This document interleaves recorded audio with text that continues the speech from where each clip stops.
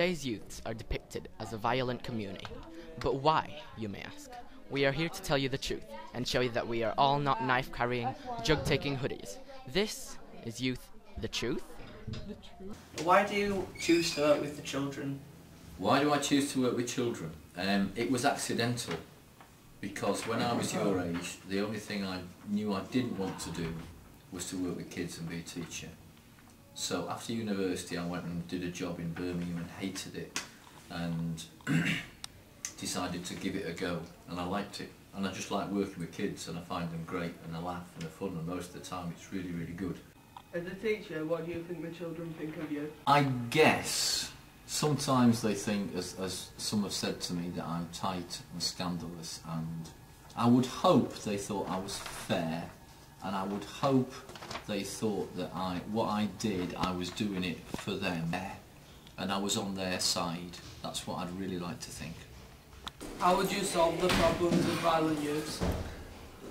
I don't know. I mean, violence bothers me, and I think you have to spend, a lot of money on a lot of people who want to work with troubled kids in the inner cities primarily, to try to show them that there is a different way to go about things than being violent.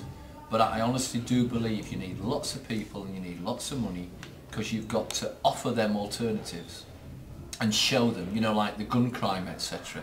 You know, you've got to have loads and loads of role models who are prepared to say this is not the way to go about it, there are better ways in life, but you've got to get them on your side. Lots of money, lots of time, lots of people, and you keep your fingers crossed. Finally, what is the most rewarding thing about working with youth? I was head of year 11, and when I got to the end of year 11, right at the very end, and we had the end of year ball, and some of those kids I had battled with for 4 years, and at the end they came up and they shook hands with me and they gave me a hug. One lad famously walked up and said, "Good on you, sir, I think that was a draw." You know, and they sort of respected what I'd been trying to do, and they were really happy with that. They, you know, we'd sort of battled with each other, and I think that you can part on friendly terms, and you think that you've given them a start in life, and that if you ever crossed them in the street, you hope that they'd stop and say, "Hi sir, how are you doing?" You know, that sort of thing. They wouldn't cross the road to avoid you thinking, "Oh God, no, Wilfred again."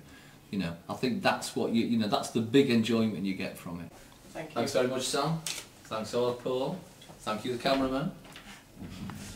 Chest thrown and tables toppled, hands armed with broken bottles, standing no chance to win, but we're not running.